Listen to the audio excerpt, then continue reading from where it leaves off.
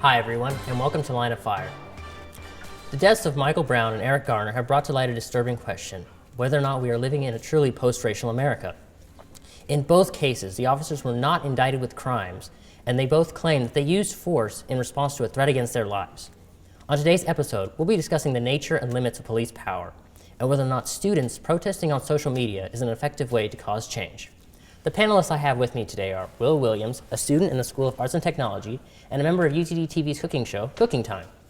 We also have with us Jayton Giulicanti, the editor-in-chief of A Modest Proposal, UTD student opinion paper. We also have with us Hamza Khan, promotions manager for Radio UTD. And we also have Esteban Bustillos, the managing editor of the UTD Mercury. Panelists, I'd like to thank you for joining me here today. This is obviously a very controversial issue. There are a lot of opinions on it. And we're just going to go straight into it. And the first, issue we're going to talk about today is, the nature and limits of police power.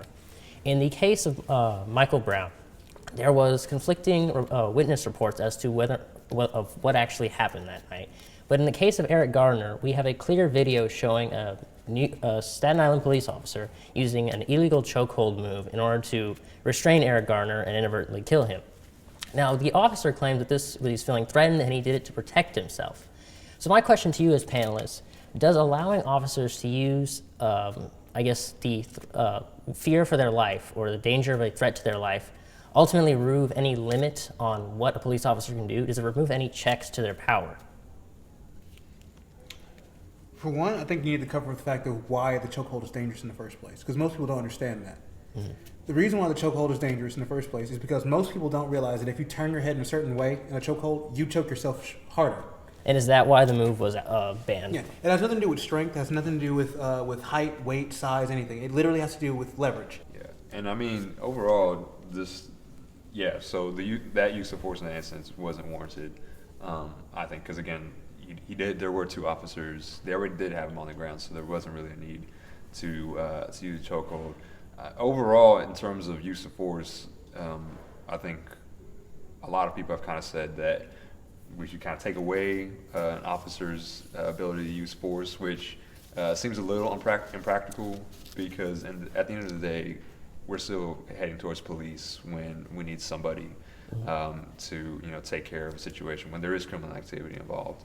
But in these two cases where you had civilians who were unarmed, where you should have police who are able to handle these situations where things get more aggressive in a better way than they were, where you end up either shooting somebody or choking somebody to death. It shows maybe not that there needs to be a disarmament of the police, but better training and a better handle of situations where they don't feel like they have to kill somebody. Because at the end of the day, there are times when a police officer does need to discharge his weapon, because there will be times when somebody's shooting at them, but that wasn't the case in either of these instances. All right. I also let's talk more about Ferguson for a second. Does anyone on this panel feel that Officer Darren Wilson's use of force at that on that night was justified? Yeah, I think it was excessive. Not that use of force. Yeah, exactly. Not the gun. You have a taser for a reason. Yeah. Mm-hmm. Right. There's a reason we have a shocking tool on your other side of your other side of your body instead of a gun. Now, in that case, I mean, I haven't seen a video of it actually happening. That's what I would have preferred to see. But of course, can't always have what you want. Mm-hmm. But he, regardless of what happened, his options. He had another option. Could use pepper spray. Could use the taser. But he did. It is what it is. He shot someone, and it is a tragedy. But the hope is that we can eventually get over the fact that we have people who want to make it a race issue, because it's not. It's a lot more than that. It goes deeper than that. It goes deeper into it. It goes more into how our police act as a unit and the power that they have and the power that's dispatched to them by our government. So I want to move the discussion over to Jayton and Hamza. Do you feel that the officer had viable alternatives that night? I mean, of course, we don't have a definitive account of what happened. And I want to actually talk about this point. I don't think he should have obviously shot the kid, but I think there's a clear distinction between both cases. There's one where we have many different views, people filming on their camera, and then there's the Ferguson case where we don't really have much of an idea. And I think that says something as to how the the government has reacted. Like in Ferguson, no charges were issued, but in the New York case, it's a different story. And you hear about how police officers have like dash cams and all this other stuff to protect them, and there are a lot of departments around the country who are in placing programs where cops are filmed all the time. At any point in your lives, have you ever felt that feeling of distrust? Have you ever felt that you've been treated differently or unfairly as a result of your skin color in the face of law enforcement? I would say that in most cases that's not true. The only case where I do feel treated differently is when I go through airport security with the use of TSA. But I also understand that as officers that they are doing their job by targeting a specific demographic. Their job is to specifically identify the major causes of crime and kind of try to isolate that and target that to the best of their ability. So whenever I go through the TSA, I think I specifically am searched more often, and I think that's gone down in the past from, say, back in 2002, 2003. I think it was significantly worse, but I think that's the only specific case. I mean, I can totally relate to that. Every time I've traveled and there's been a search on my flight, I've been searched. Just recently, I was on a trip to New York, and I think I was the only person in my group who got pulled aside for a full body scan. They have that new scanner thing. But but you would guys feel overall that feeling of uncomfortableness, feeling that you might be treated differently, is ultimately an exception and not what you face on a daily basis. It's not an everyday thing. It's not a surprise that I'm black. It's no shock to anybody. I've known that for 23 years now. But don't get me wrong. Black people are not all criminals. We're not. In the case of Darren Wilson, in the heat of the moment, do you think a police officer can react objectively, and whether or not he's racist or not, ignore his perceptions about race in a heated moment when he may possibly be facing life or death? I don't think that's the first thing that would have gone through his mind. I think, at least not in that way. So, if an officer is in a situation like that, I would assume that his first step would be is, I'm in an obviously not safe area, right? He doesn't think I'm in a Hispanic neighborhood, a black neighborhood, a white neighborhood. It's safe, not safe, right? So, it's never intentionally. So he's just taking an overall look at the situation. It's fight or flight. You talk about police officers, but what about in the cases of the grand juries? In Ferguson, for example, the grand jury was nine white people and 3 African Americans. Do you guys think that in the case of a grand jury, when they're looking at a police officer, do questions of race go through their mind? Do you think they're affected by what they perceive and what they think about certain races? I think it's less of a police officer than the fact that it's a district attorney prosecuting people that often help them with their cases. That's why it's hard to convict a cop for anything. Because these district attorneys, historically, these are the people that they work with. So why would you kind of bite the hand that feeds you here, right? Right. I actually want to go back and disagree with a point that Esteban said just a minute ago about how I guess people are treated differently on the basis of the race of the police officer, potentially if it was a white officer searching versus a black officer searching. And I think it really comes down to how the police force is systemized. It's completely driven by data. They hone in on, who is more likely to commit crime, who is more likely to be a criminal. So in the case of Ferguson, the officer going out and stopping a black teenager, that certainly falls in the demographic of this is the most likely, obviously he had a description of who he was looking for, but in general, they look for who is the most likely to commit crime.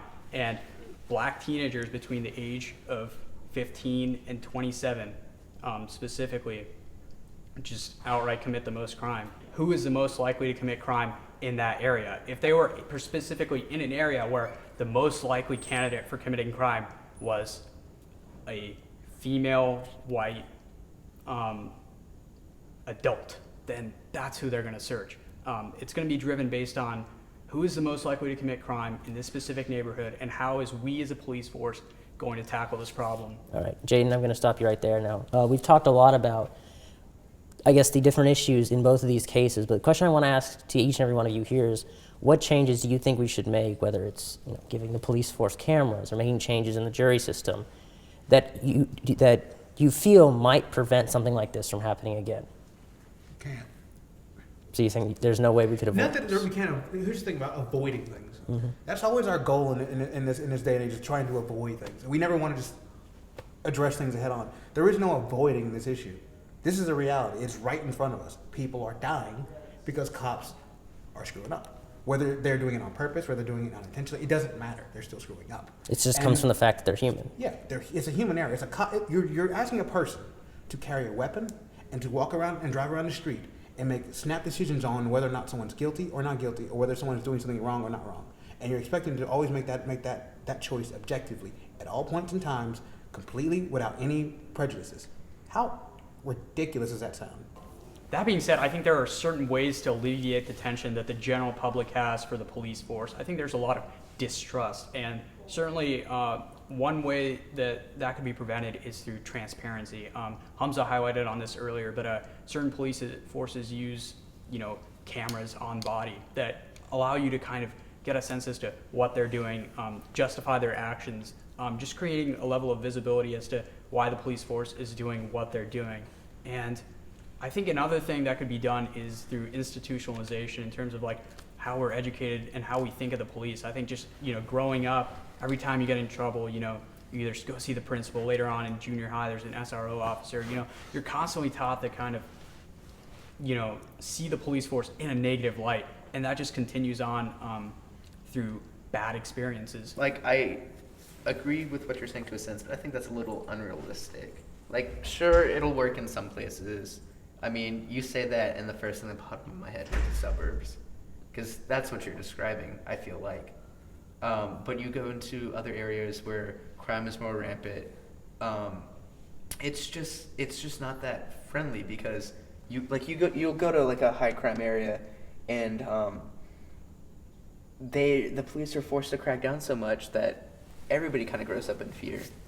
You see what I'm saying? It's they don't have the opportunity to do that kind of outreach, to build that kind of trust, because it's dangerous. And so, I mean, in a dream world, that would work, but it's not. I mean, yeah. I'm just saying, like, in terms of just day-to-day, one-on-one interactions could be different, just microscopically. It makes you feel less paranoid around people. And sure, and like that, obviously, I'm trying not to be too idealistic here. No, it's not idealistic. That's a fun where we can hope. all be friends. But like, I think in general, people do view police officers as being disrespectful. Just right. kind of like they reach out of their bounds and whatnot. So Well, I felt that way too until I got to know a couple cops. I mean, when I trained in mixed martial arts, the first time I experienced it, I was trained by a police officer, and to be honest, like it was one of the best relationships I've ever had. It's from an adult to a young person's perspective. I mean, sure. he was a white guy. I'm obviously a black guy. And you think I would have something. And I grew up with certain feelings about police officers. I mean, there's a certain way you're taught. I mean, there's just a certain way you're told that police officers don't care about you or trust you. That's what you're taught quite often in the black community. But then when you finally make the decision to meet one and talk to one, I got pulled over last week, just coming out of the campus, and it was because I hadn't had my taillights on or whatever it was. It was clearly a white guy. He knows who I am, and it wasn't anything awkward about it. It wasn't uncomfortable. It wasn't weird. It wasn't, I didn't act funny about it, and he didn't act funny about it. It was what it was. And that shows that not all cops are that way. Kind of playing more off of what Jaden said, again, idealistically, if that's what police officers could do, that would be great. But I think what a lot of people don't realize is that most police departments, officers there are, they're understaffed, they're underpaid, and they're overworked. So to do all of those things, it's tough.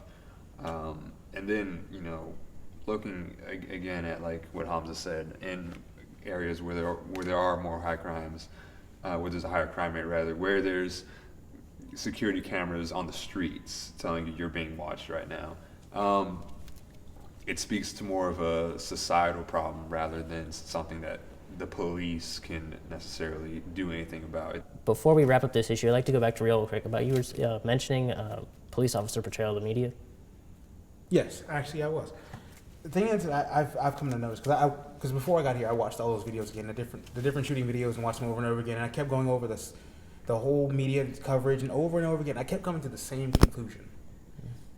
No one brought up race until the media chose to, and that has been the case in a lot of things. The media brings up race whenever it's vital and it brings up ratings. Because in each three cases, and I know we didn't bring up Tamir Rice and all that stuff, but I watched that video as well, and I've actually heard people bring up saying it was a racial issue, and then I watched the video again. I'm like, he's literally walking down the street with an airsoft gun, firing it straight on. It's like, I can't even see the orange tip, and that's the only thing that tells you whether or not it's not an airsoft gun.